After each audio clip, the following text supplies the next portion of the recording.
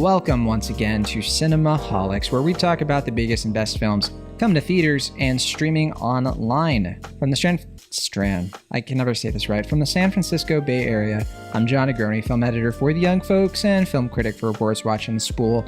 From Pittsburgh, Pennsylvania, he is a pop culture writer for Cinema Blend, and he's the co-creator of Cinemaholics and other fun things. It's Will Ashton. Hello, what other fun things are you referring to? All kinds of stuff. You send me stuff over the years that I think are fun. All right, I'll let the listeners discover it on their own. Huh? Yeah. All right. Yeah, I feel like I'm being attacked just for hyping you up. No, I was curious. I was trying to figure out, am I like inventing things that I didn't know about? And like a Dr. Jekyll and Mr. Hyde thing? It was more of like, hey, here's a guy who makes cool stuff. And you're like, what cool stuff are you talking about? How dare you compliment me? We have a special guest on the show. I won't dare say that he's made cool things. I don't know what I'll say to that. But yeah, from a new place. We usually talk to normally when we get him on the horn, he's like, yeah, I'm in Buckeye, Arizona. Now, as of very recently, from Boston, Massachusetts, not too far from where I came up, birth-wise, we have, of course, you do all kinds of things these days, Adonis Gonzalez. So I'll let you explain to the listeners. I don't know how you want to be introduced. You know, the man, the legend. What do you want to say? Hey, how you doing? Yeah, I do a lot of cool things here in Boston. Okay, you can stop that immediately. Please, Adonis. We have listeners in Boston. They will find out about this. I welcome the challenge. I do not want you to be kicked out of town. You're right. I don't want to be. I don't want to become a part of the legend. I think Adonis Gonzalez is fine. I like the way you say my last name. It's very unique. No one else says it like that.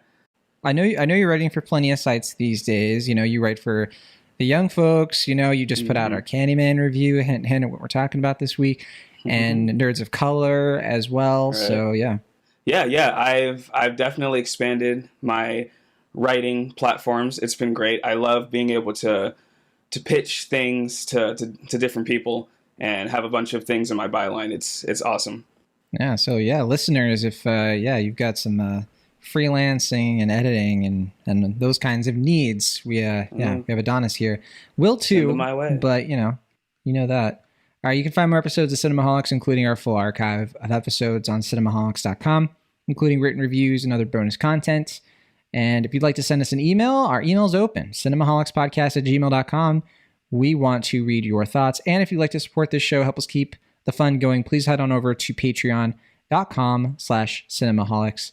If you'd like to support us but you can't swing a donation right now, no worries at all. Please consider leaving us a 5-star rating on Apple Podcasts or Google Play or Stitcher. Really helps us out, and as you can imagine. And yeah, in your review, let us know what you think about the show. If there's anything that we can do better in the future, all that fun stuff. And of course, we have Cinemaholics merch on our website, cinemaholics.com. Get yourself a hoodie, mug, t-shirt, shot glass, whatever you like. Links to all that and more in the show notes. This week on the show, we're talking about Candyman. I will not belabor it.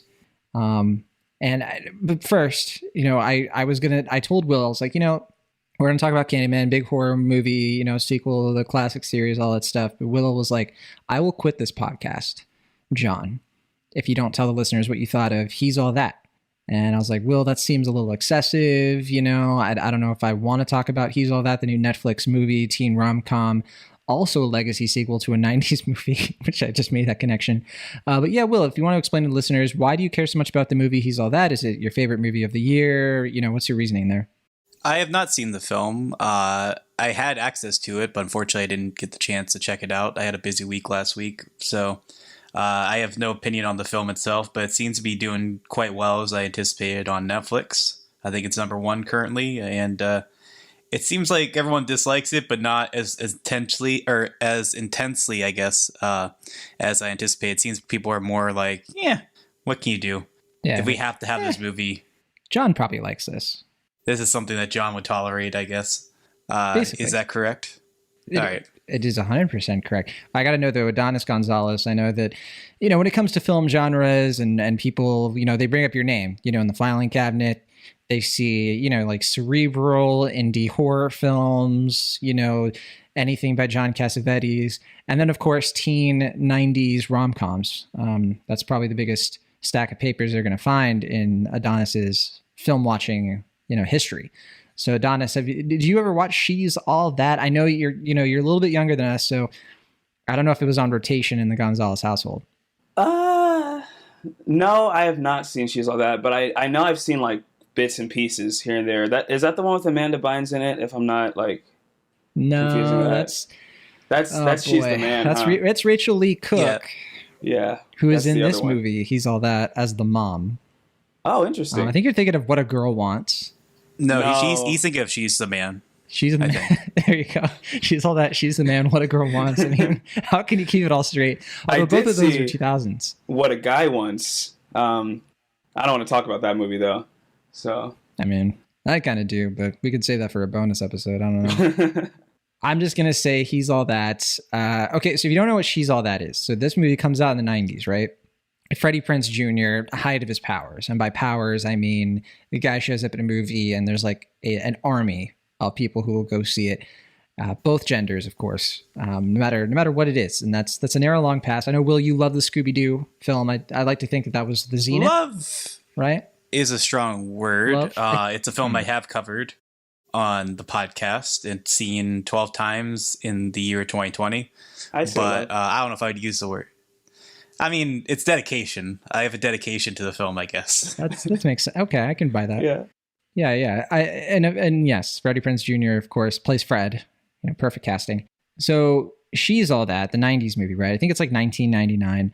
The plot of that movie is that Freddie Prinze Jr. makes a bet that he can get this girl to go to prom with him, even though she's like the big loser, of the school. Nobody likes her, outcast, all that stuff. Even though she's played by Wears Rachel Lee Cook. glasses, Yeah, she wears et cetera. glasses, ponytail, and this is 90s movie logic, right? Where like, of course, that means that like the most attractive, I mean, this movie logic persists today, but like, a woman who's like a knockout would be like, one of the most gorgeous, human beings at her respective school is considered like, oh my gosh, and like Hollywood logic would be like a nerd. I mean, we just saw this last year, right? With Wonder Woman 1984. Yeah. They're still doing this trope. yeah. With the, who oh gosh, I'm blanking on the actress, Kristen Wiig. Kristen Wiig.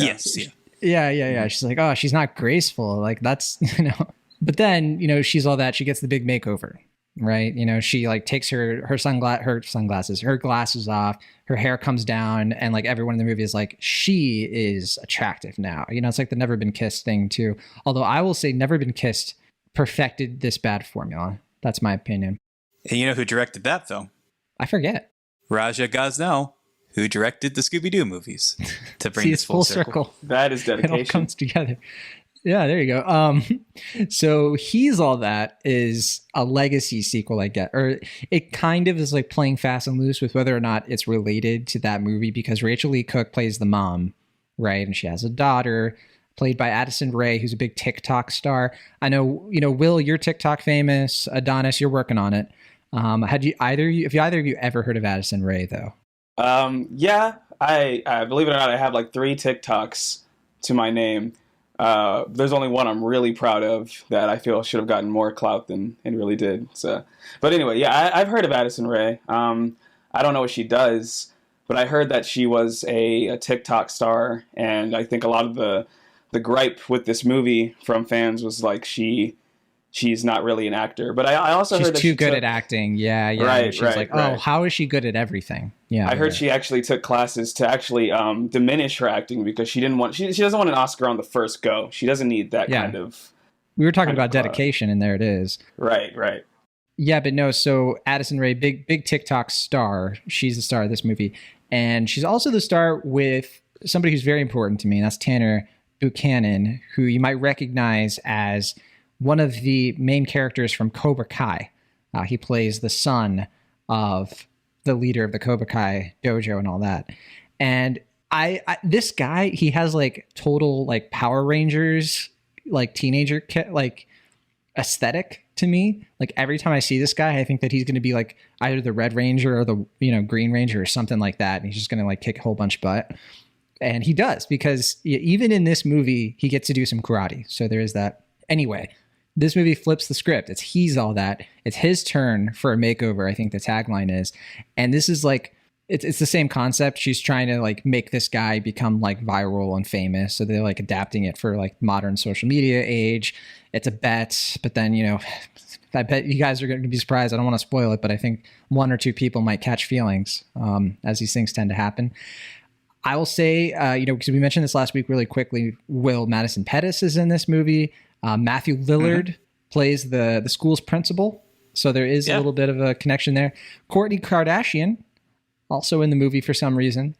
And well, she's friends with Addison Rae, I believe. I'm sure she is. Well, I know like two things about her. I knew that she was on Jimmy Fallon and people derided her appearance on it. And then I know she's really in the know or like connected with the Kardashians. Those are the only two things before this movie that I knew about her. Yeah. Other than the TikTok thing, of course. She's basically playing herself, you know, like not as TikTok famous as she is now, but basically. And this movie is like, it was so funny. I was texting with my sister about it because I was like, oh, hey, I was watching He's All That. And like, we both were like, oh, she watched it too. But like, we both like folded laundry during the movie. We both hated and loved it at the same time. I mean, this movie is garbage, but this is my garbage. And I watched this movie with a big old smile on my face.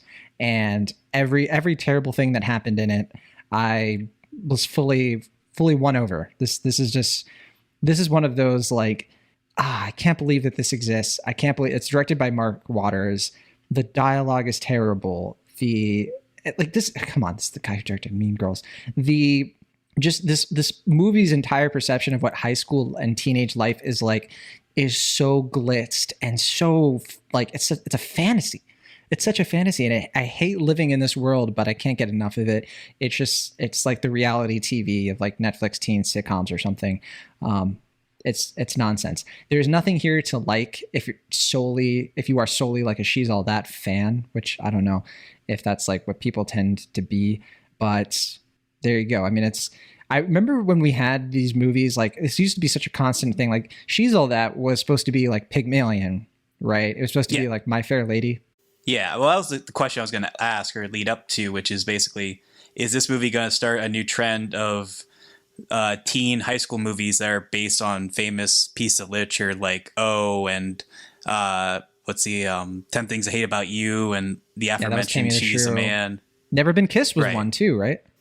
Oh, yeah, that's right. Yeah, so I was wondering if He's All That's going to start a new trend of teen movies based on works of literature that high school English teachers want their students to read, but they end up watching, 10 Things I Hate About You instead. She's the Man, I think was the same, right. Did the same thing. Yeah. My take on that is it never really ended. Like we kept getting these movies, but I don't know. I just think that it's so funny the way that like this movie is like so many layers beyond, the original material. Like it's kind of riffing off of a riffing. So I've talked way too much about He's All That. It's a movie on Netflix. You already know if you're going to watch it. I just thought it would be fun to share. Let's talk about the big movie of the week, though. I know you all are chomping at the bit, and the bees are buzzing all around us to talk about it. Let's talk about Candyman. All right. You only get 4 more. Okay. Nice. This is where it all began. The story of Candyman. Local character, he walk around handing out candy to the neighborhood kids. One day, a couple of kids get razor blades in their candy. Police come around. That's when I saw the true face of fear. Get on your knees. Hands! They beat him, tortured him, killed him, right there on the spot. A couple weeks later, more razor blades and more candy. He been innocent. So he's real? Candyman ain't a he. Candyman's the whole damn hive.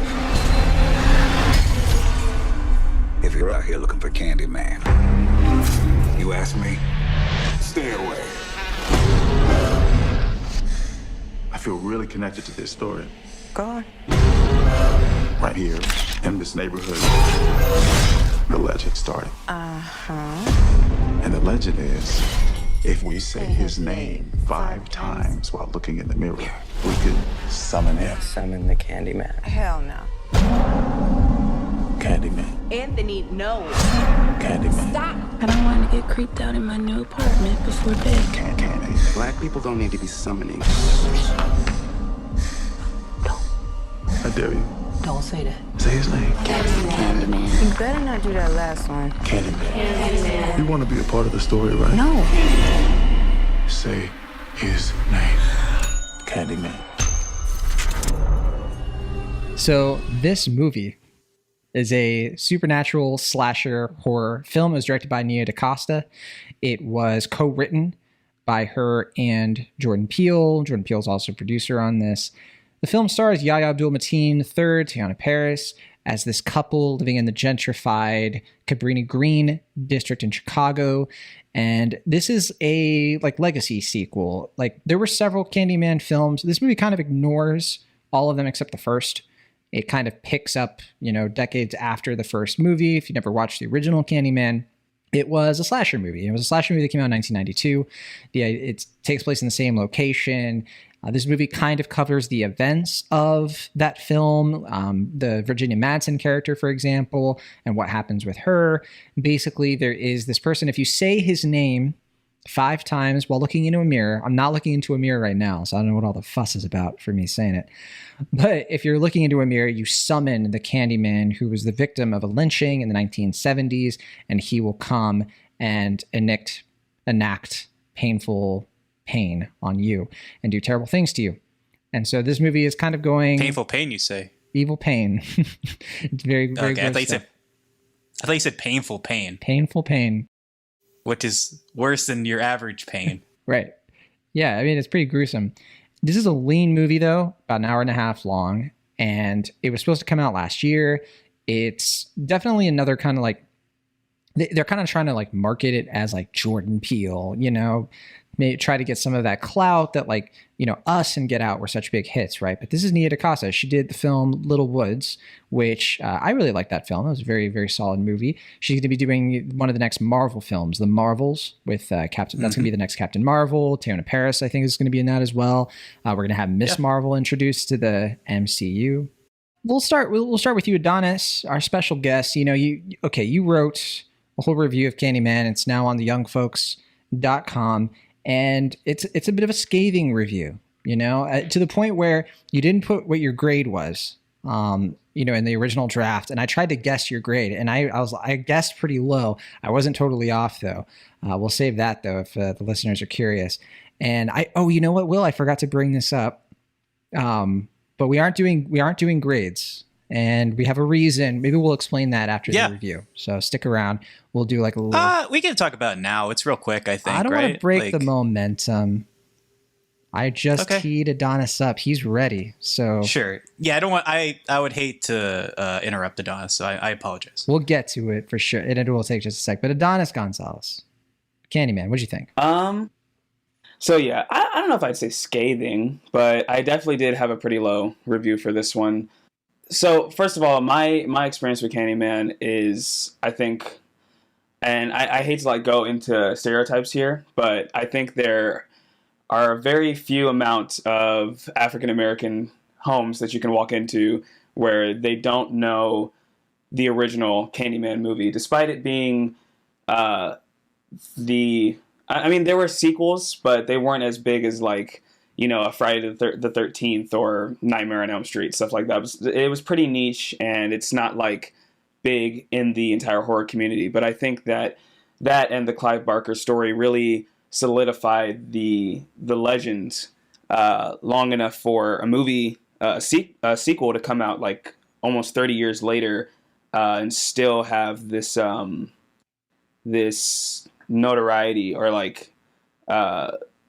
word of mouth around it, That being said, I went in with pretty low expectations because I wasn't really sure if this was a direct sequel yet, if it was just a kind of soft reboot kind of thing. So I wasn't expecting very much from it. I was expecting a lot from Jordan Peele being attached to it, and Nia DaCosta, obviously, she had already made a name for herself even before the movie had come out. She had already gotten the deal with Marvel to do the Marvel, so she's already a pretty big name, despite not a lot under her belt yet. I I don't know. I really enjoyed the way she directed this movie. I think aesthetically it is pretty horrifying. I know there's a lot of reviews saying that it's not really that terrifying, and it's not like overtly graphic or suspenseful as the original, but it does a pretty good job saving those moments. I think, at least, saving those horrific moments for when they really count. And I think Nia DaCosta did a great job directing those scenes. And Yahya Abdul-Mateen II, I think he did a great job sort of showing his decline, the decline of his character. But overall, there was a message that I think Peele and DaCosta were trying to tell about like the gentrification of black neighborhoods. And it's a very important message, I think. And although the film was pretty preachy about it, I think that it was necessary for them to really get into the nitty-gritty of that message. I just don't think that beyond the dialogue and the writing, that there was a lot of display of the effects of gentrification on these communities, and there wasn't really enough time with these black communities that we could have gotten from Anthony's relationship with his mother, or Brianna's relationship with her brother and her family, that just weren't really there. They were kind of left out. And I feel like there's like 20 or 25 minutes left of the movie that just kind of got chopped off, maybe for time or for story purposes, that I really feel like could have made this a much better movie. So that the message being so strong and kind of just falling flat is why I gave it such a low score. It just didn't really work for me at the end there. I had that same thought. I was like, it just sort of ends, and I wasn't liking the movie enough to want more, and I don't know if that has something to do with it too. So I'll join you there. I did not care for this movie myself as much, but okay, we'll turn it over to Will Ashton. I think we've already used up how many times we can say Candyman. Oh no. Well, take it away, Will. It's been a good time. Close us out. If it's the last Cinemaholics review, I guess we had a good ride. It's been real. Yeah. Weird, the lock on my door just turned. I'll just ignore that. I guess to counterpoint what Donis was saying, I had relatively high expectations for this, especially leading up to the film, because, like you mentioned, Nia DaCosta is an up-and-coming filmmaker. I haven't seen her first film, but I've heard raves about it. And it's one I've been meaning to see for quite a while. Jordan Peele, obviously, his involvement, or Monkey Paw Productions' involvement, showed a sign of confidence that was really intriguing. And also hearing Jordan Peele and did someone else from the film also speak in horror noir, or was it just Jordan Peele? I'm trying to remember.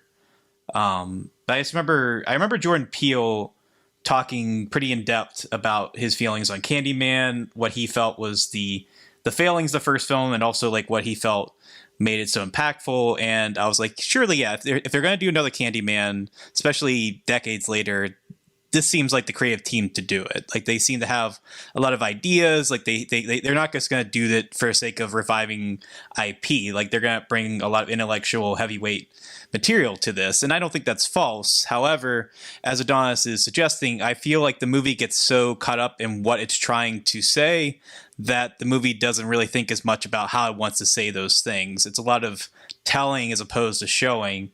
And I think it starts off strong with a cold opening that isn't necessarily creepy, but I think it lays the groundwork in an interesting way. And then, we have some like kind of off-kilter visuals. We have these little like marionette figurines that we see as a storytelling device throughout the film that I liked a lot. I thought Shadow puppets for the win. Yes. I thought that was a really cool, interesting idea, and thematically strong.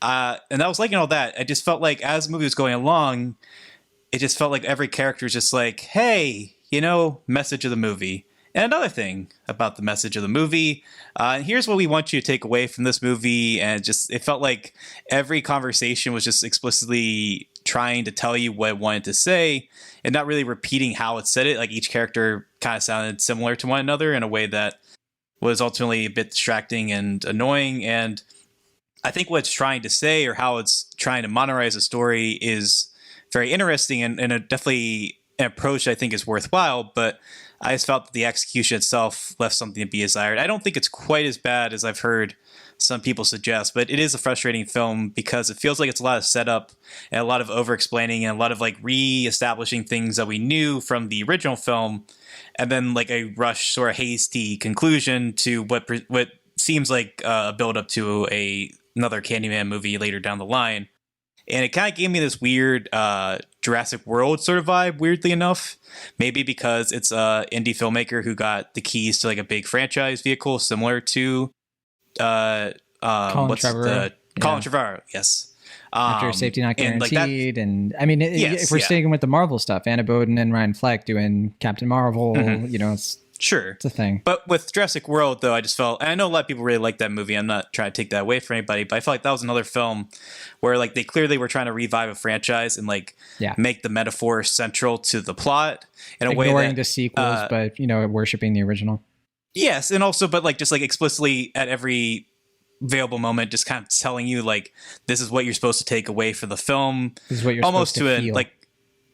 Almost to like an insulting degree. Like they don't trust your emotional or intellectual intelligence, and I don't think it's quite as egregious as that film. I think there's more here to like and appreciate, but I did kind of get a similar vibe where it just felt like they had the ideas there, they had the intent, they had the message, but the execution just left something to be desired. But all the pieces seem like they should fit, and it feels like they have everything for a good Candyman movie. It just doesn't come together quite as satisfying in quite a satisfying way as you would hope, unfortunately. Yeah, it's fun. It's so weird because I think the direction here is on point, right? I think at least as far as the plotting of the film, the what happens of the film, I think all totally works. I mean, I wouldn't change necessarily a lot of these set pieces or sequences. I think where this movie kind of loses me is that it has more lore than character. And I've been struggling to try to like piece together what I think about it, because I saw this movie on Tuesday and I was planning to review it. I didn't review it because I just didn't have like enough. I'm just too disappointed. Like I didn't really feel like I had anything to say. And at this point, my biggest thing with this movie, and the reason it didn't work for me, and I'm sad that it didn't work for me, because I'm seeing a lot of other people respond positively to it. It's getting good reviews. I think this is one of those situations where I don't think that it will really last a test of time compared to the original. And my reason for why is it's just one of those movies, I think, where I think that the abundance of writers kind of hurt it, just because it's like two parts of this movie that are good ideas aren't going together. For this movie to work, you have to like have this personal connection to our main guy, to Yahya Abdul-Mateen III. He's kind of like what brings this movie along. And you have to care about him. You have to be on his side. You have to feel this sort of like tragedy to the movie when things start going wrong. But the way that this movie tries to get you to like this character and to be in the shoes of this character is really superficial. Like they just kind of go for, it relies more on like the charisma of the actor instead of giving him like decent writing, giving us real scenes that establish who this guy is. So the whole time I feel like I'm following like a very hollow character study instead of like that is what would make the horror of this movie work, in my opinion. Just to clarify, it's the second, not the third. The second, excuse me. Yeah. I felt like weirdly like they had an opportunity because they bring back, without giving anything away, another character from the original Candyman pretty late into the film. And it seemed like there was an avenue there that if they had explored that from the like early on, that would have been a very interesting way to tackle the sequel, but they treat it as like a twist later on, and that kind of goes to what I was saying before. It's like I feel like the movie is so preoccupied with like setup and reestablishing the lore and the iconography of the franchise that it doesn't really stand on its own legs, and I feel like that was probably the biggest missed opportunity of the film. Yeah, it's like what happens with this movie is that because that's one piece of it, right? Is like there is the horror aspect, which there's exciting horror in here. There's some suspense. But when you have all of this social commentary in there, a lot of social commentary that's good. They made, a lot of really good decisions in this movie to get away from the sort of like, okay, the Candyman is victimizing Black people almost exclusively. That's kind of the thing with the original Candyman, right? And whereas like that movie, though, had such a specific point of view, it didn't spell out its commentary as much, which I think we've all kind of spoken to. I think for this movie to have worked, it It just needed to be a little bit more focused on the character himself and let us feel and experience that social commentary organically. Like this is just one of those movies that's like telling us instead of like letting us experience. It's so strange because you have over here, and I want to preface this by saying this is 100% Nia DaCosta's movie. There's a lot of people saying it's Jordan Peele's movie, and he did help her write it, and he produced it, but it is her movie. She directed it. But that's a good point. It's so strange that, Peele was still involved, and he's he's very much a visual storyteller. And judging by the way DaCosta directed this, I can tell that she has a lot of visual prowess as well. And so it's very strange that they chose to make the writing so cut and dry, so like in your face about it. And again, that it's a very important message that needs to be in a lot of people's faces these days. But it was just so choppily done. I think that even those really good parts of the movie were kind of lowered a bit by it, if you know what I mean. Yeah, like we should be clear, like the latest Candyman sequel, they've been trying to make another Candyman for a long time, and Tony Todd was kind of like, nah, I'm not into it. I think the talks for a sequel died over a decade ago. It was Jordan Peele and Monkey Paw that like kind of came in and were like, we're interested in doing this. They brought on Nia DaCosta.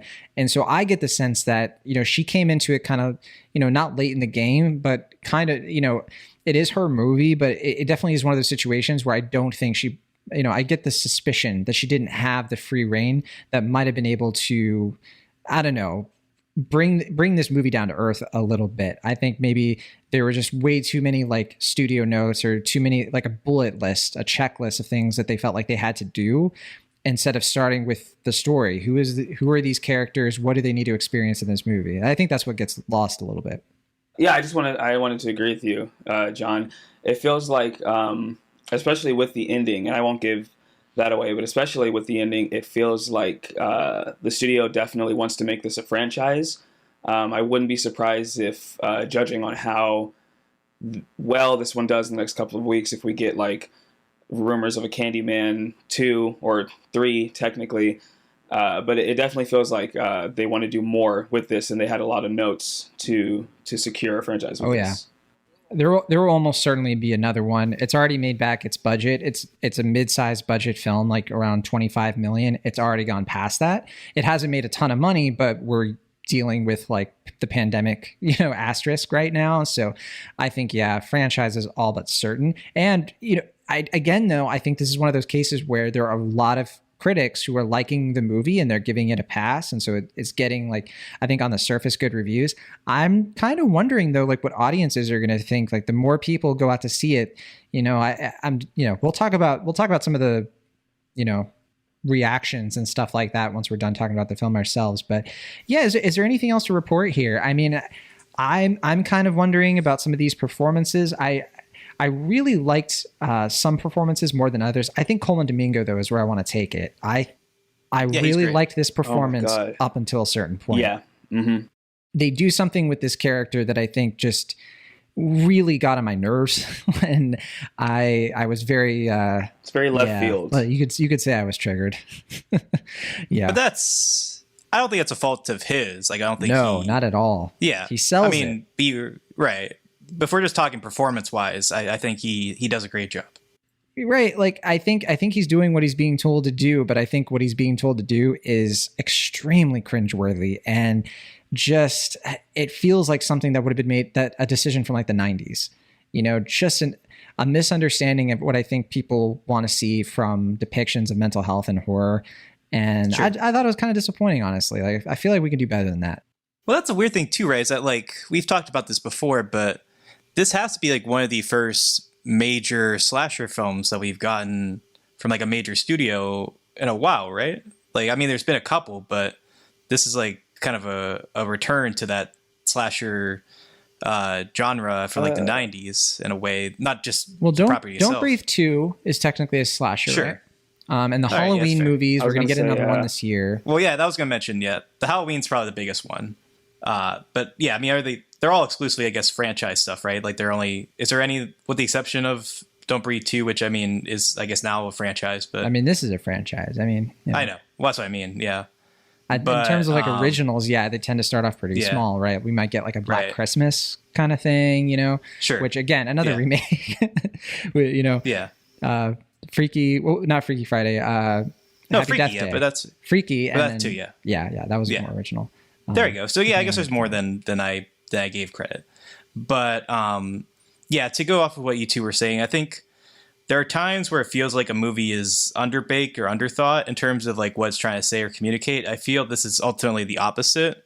I think this is a movie where they put so much thought into this. I think Jordan Peele has had so many ideas for this project for a long time as a producer and writer that like when it just came time to execute it, it just kind of got bogged down in all of its different ideas and all the different things that he and Nia DaCosta wanted to do with this movie and what they wanted to say with it. And ultimately, I think that's what's so frustrating is that like it feels like it's both like so watered down by everything it wants to kind of be down and like say over and over again, but also like there's ideas that are introduced into the third act of the movie that kind of contradict what's being introduced for the first two halves as a way that I assume to kind of start a sequel or a franchise. And it just feels like the movie is ultimately just sort of at odds with itself while also just weighing itself down by everything it wants to say and communicate and comment on at any given time.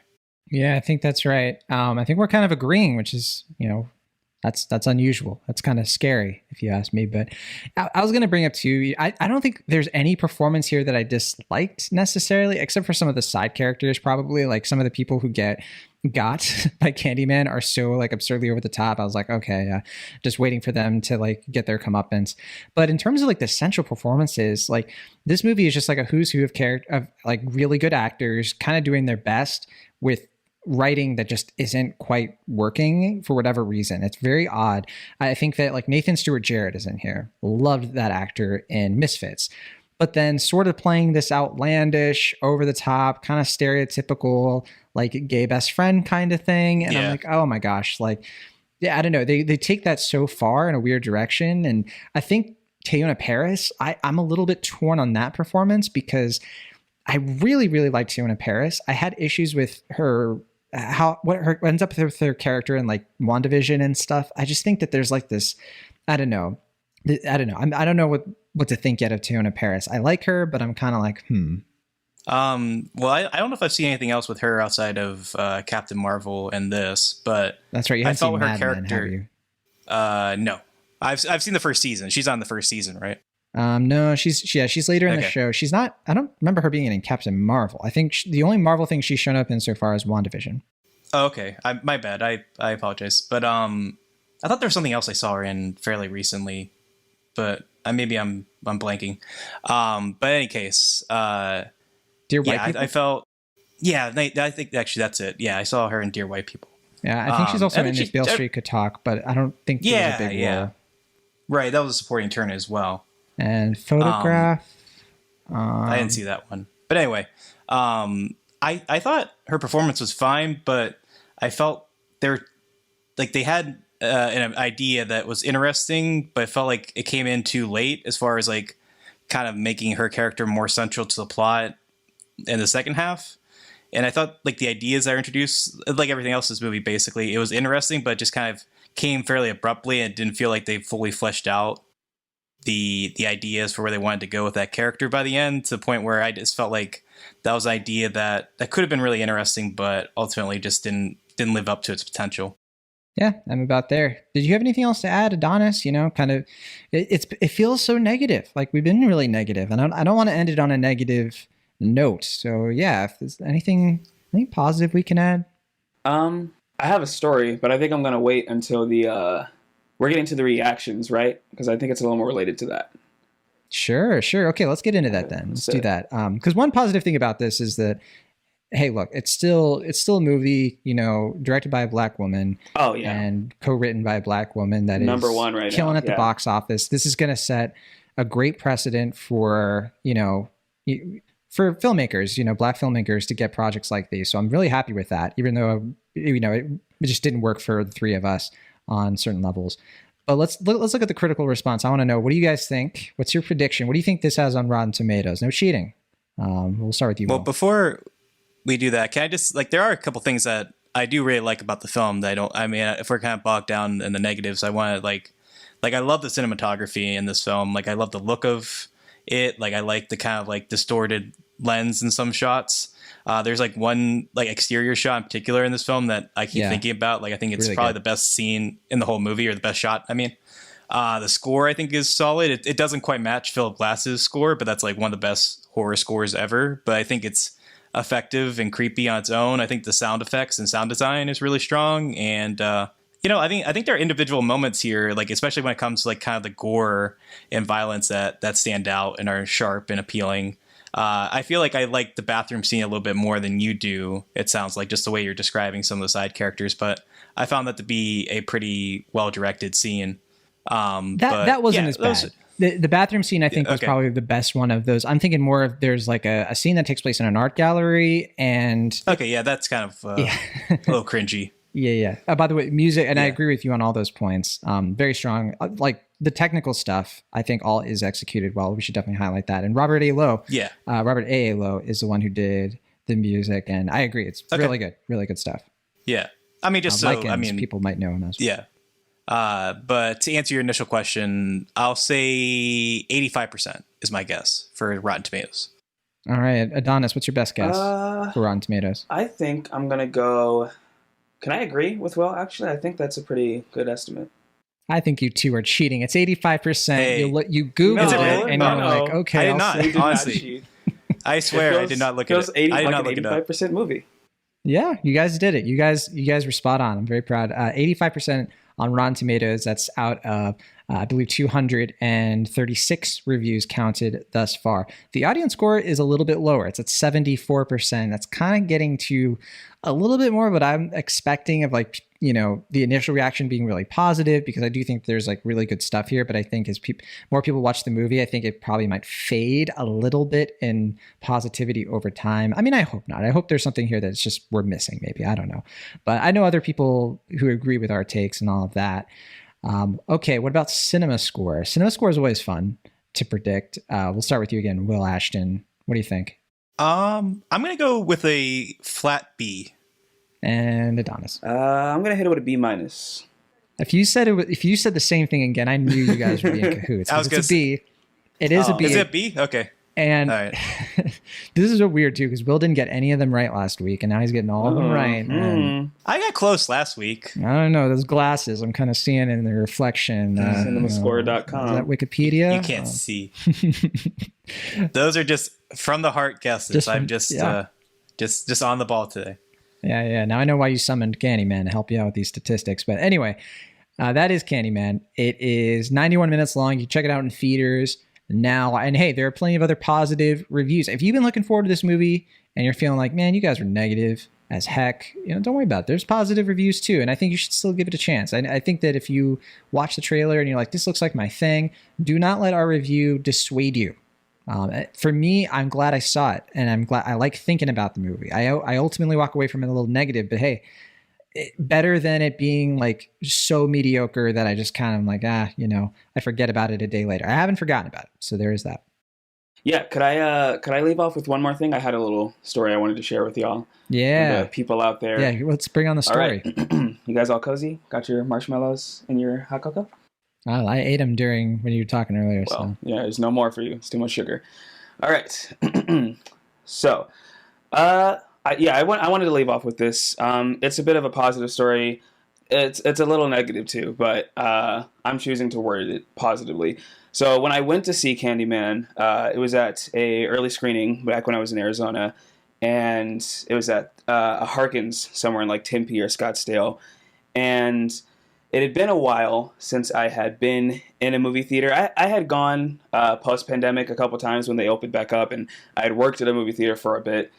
But it had been a few months since I had actually gone inside one again to watch a movie.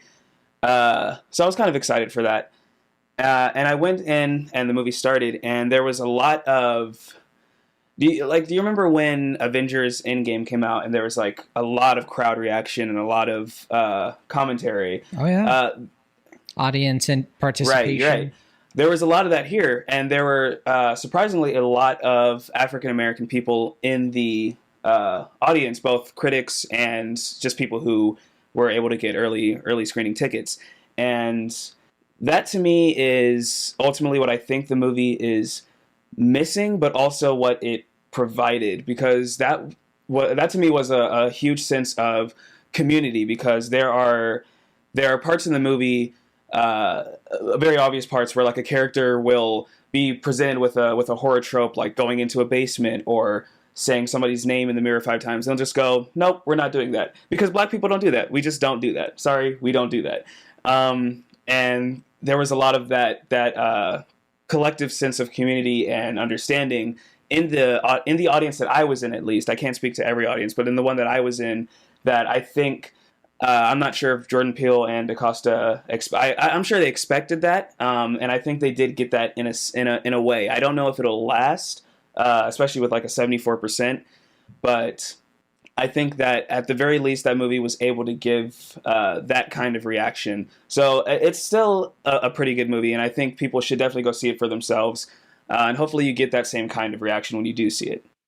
And that's my story. All right, I think that's a perfect place. Yeah, it's a perfect place to leave it. Before we go, though, I did want to give the whole spiel, right? You know, the whole spiel. Hey, you know, because we got a message from a wonderful fan of the show, hit us up and was like, hey, you know, just noticed you're not doing grades anymore. What's going on? You know, there's a little bit of a grin, you know, in the message. We're like, all right, what's the deal? And, you know, Will and I... I'm laughing, but I'm scared. Will and I debated, too. We were like, okay, how do we break this to the listeners? We wanted to experiment with it first before we said anything definitive. You know what I mean? Like, I hate it when I listen to podcasts and they're like, we're trying an experiment. I don't want to be your guinea pig, right? And so just do your little experiment. Tell me when it's over, you know? And then I can deal with what I got to deal with. We're doing a little bit of a change, you know, on the main show here. Now, for the last 4.5 years, and you know, more than 4.5 years, almost 5, we're getting there. We've always graded things at the end of the show. We've always been like, oh, you know, A, B minus, B plus, all that fun stuff. And the reason we've done them in the past is because it just helps us organize things. You know, we're able to like look back and be like, yeah, I gave that a B plus. But what ends up happening more and more is that our grades change over time, because opinions change over time. Sometimes they don't, but that to me is like more the exception than the rule. And I was getting frustrated because like we keep doing this, Will. Like we're like people will hit us up and be like, how could you give this a C when you gave this a C plus? You know, and I'm like, I don't know, man. Like I just did. Do people do that to you? Yeah, they don't do that to you. Okay, I don't get that. No. Are you talking like online or in your real life? Online. No, sometimes in real life, but it's a little bit more playful. He's just you know, going to the grocery store. Okay. Hey, are you John Negroni? Yeah. Yeah. I mean, however that works out, you know, it's never hostile. It's never just like, oh my gosh, you're a disgrace or anything like that. It's always just a little bit more like, I don't understand. It's always confusion that I sense from people. It's like I know this is an emergency, but why did you give Space Jam: New Legacy a B? It's like my surgeon. I'm getting surgery. Right. But that's the thing is like, I give gut reaction grades, you know, I just say, here's my grade. Like I never treat it as like set in stone ever. Grades are meant to be changed. I mean, it is an initial reactions thing. And I just feel like that they do the opposite. They like constrict us a little bit. They're like, oh, I gotta stay in this, like this movie is like a B for like the rest of the year. Sometimes I give things a B and I'm like, you know what? Actually, that movie was incredible. It might be one of my favorites of the year. But then I feel a little bit like, well, you know, I gave it a B back in February. Like, when am I gonna, you know, Will's not gonna let me live this down. It's like stuff like that. Right. And the other thing too, is that like when we talk about these movies, sometimes I worry that when people hear the grade, if it's not like an A or an A minus, they're like, well, I'm not going to watch it. And they just wait until the end of the review. And so many times they'll be like, oh yeah, I heard that that's like a B plus. I don't know if I'll check it out. I'm like, what the heck? B plus is fantastic. Like, that's great. That's a good grade. It's a B minus is like you might really like it if it's a B minus, but then people hear B minus and they're like, it's like they're hearing F. And so we're sick of the games. We're sick of the politics. We just want to focus on the reviews. We tried it out for a week or two.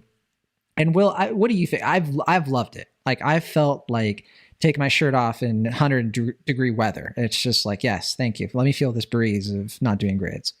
Yeah, I mean, shortly before we stopped doing grades on the show, I started not doing as many grades on Letterboxd, and I just found it to be a sort of liberating experience. I still sometimes do grades. If there's something like my heart, I'm like, that was like a 2.5 out of 5 film, I'll give it that grade. But I found that like I spent so much mental energy just thinking like, what is this film? Is it a 3 or is it 2.5? Is it a 3.5? And it just was like, at the end of the day, I don't think it really is worth the mental exhaustion of putting that much stakes into what a film should be rated or graded.